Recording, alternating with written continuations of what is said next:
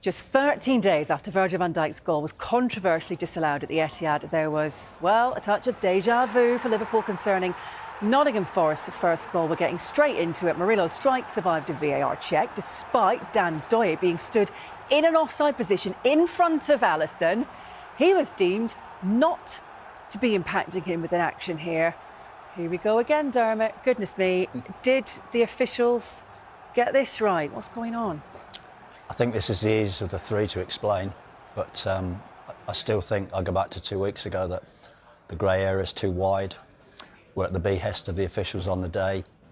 It's so subjective and it's too loose. There isn't any defining barriers that say, like the handball, if your arm's out, it's going to be handball. I just think, as I said 2 weeks ago, you tighten it up, people might not like it, but we'd accept it. At the moment, people are saying, well, this has happened to our team this week, this has happened to our team this week. Liverpool feel aggrieved at both decisions. And look, you can understand, you know, the frustrations, can't you?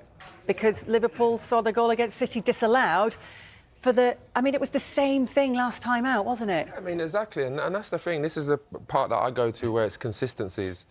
And last week I said it should have been given as a goal, and then this week it is given as a goal. And you know, I can't help but feel like, are these decisions being modified as the season goes forward? I'm not sure, but Liverpool should feel really aggrieved by that. I'm not sure. I don't think Alisson's going to save that anyway. I think it was a great strike and it's going in there. So I don't think he has any effect on whether he's going to save that or not. Yeah. But there's no doubt about it. Liverpool should feel aggrieved because they didn't get the rub of the green last week. Yeah, let's compare and contrast, because Dermot, I mean, you said on the last show you thought the decision to disallow Van Dijk's goal was subjective, but the correct decision.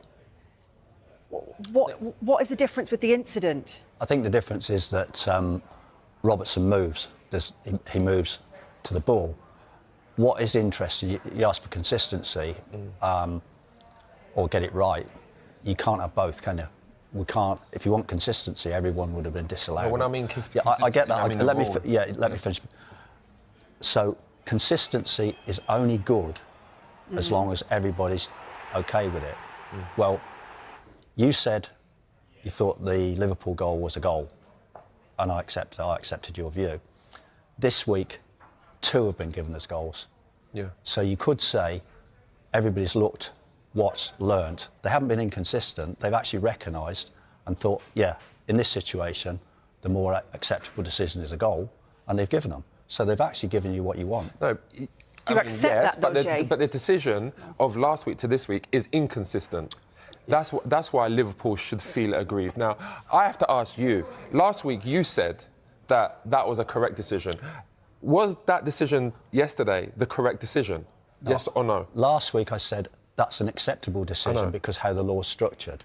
This week I firmly plant my feet. Is that acceptable, though? I firmly plant my feet in the ground, as I did 2 weeks ago and I did 2 years ago, when I said it's too loose, it's too grey. The question Haley asked me was, is it too subjective? Is it too grey? And I said, both. But do you think that decision is correct?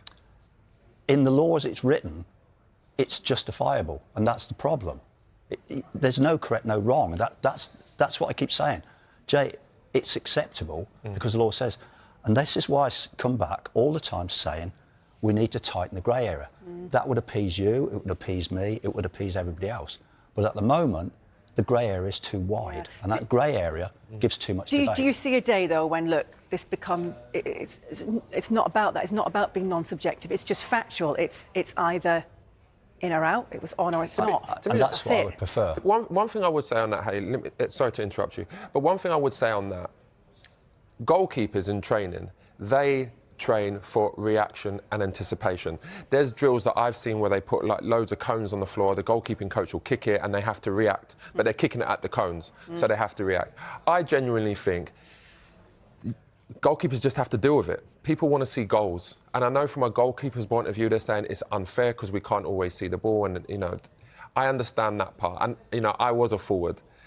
So people might think, oh, he's a forward and that's why he's saying what he's saying. But I just genuinely think that goals like the one for Liverpool against City, that should be given, these goals should be given, and then it's just consistent. Then there's no grey area.